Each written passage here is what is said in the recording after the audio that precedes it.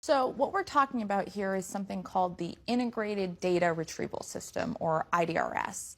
And what that data system is for IRS employees, it's almost like an index of tax histories. It is every single person, every single business in this country, their history with the agency. So think about all the information that must be entailed in IDRS. It is social security numbers. It is personal bank account information. It is your tax history. So how much you made and the ways in which you accrued income.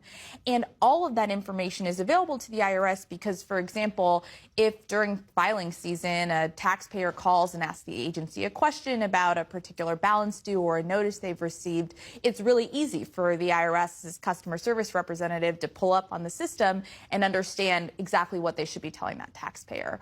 But this data is incredibly safeguarded within the agency. It is only accessible to people who have a specific reason for needing access to it. They're going to interact with taxpayers and they need to be able to answer their questions.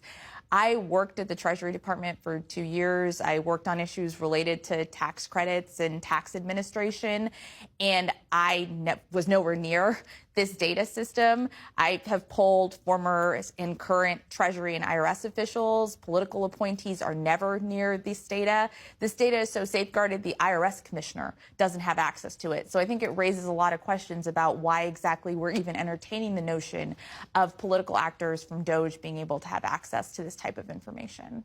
So let's talk more about that. What questions does this raise for you in terms of why these DOJ staffers want access to this information and how they might use it? If you look at what the administration has been saying, there's this purported claim about waste, fraud, and abuse and wanting to make sure that fraudulent payments don't leave the government.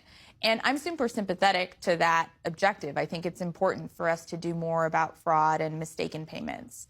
The challenge is I genuinely cannot come up with a reason why you might want access to IDRS that is related to fraud or some sense of mistaken payments. The thing that I'm very worried about is this is data that poses very significant data privacy risks to the American people. It also, the IRS experiences 1.4 billion cyber attacks each year. So there are real concerns about this type of data being accessed by our adversaries and being used against us. And there are also concerns about the stability of the tax system. We're in the middle of filing season. Tax day is about 2 months away. What happens when one particular change in the IRS system that cascades through and means hundreds of millions of refunds aren't issued on time? Those are the type of risks that IRS employees are worried about each day. And any potential mishandling or misuse of this data and this ecosystem really raises those risks quite significantly.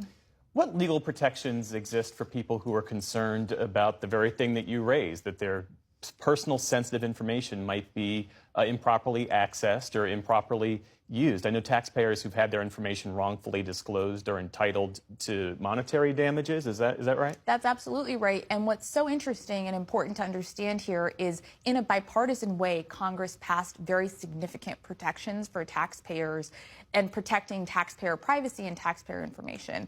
That means that mishandling this data or making this data public intentionally or unintentionally can subject you to criminal fines, but also potential imprisonment. And there is an actual private right of action that exists, that individuals whose data is disclosed can actually sue the government or sue individuals and say, I deserve compensation for the fact that my data is out there in the world in a way that I don't want it to be. You mentioned the legal challenges. Late yesterday, a coalition of unions and tax and small business groups, they filed suit in an effort to block DOJ access to these systems that we've been discussing.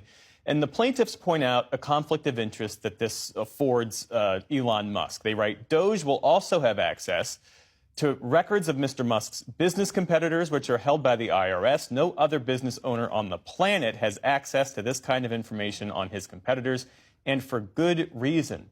We heard Elon Musk in the Oval Office, I think it was last week, where he said that he would be the arbiter of his own conflicts of interest. What questions does this raise for you?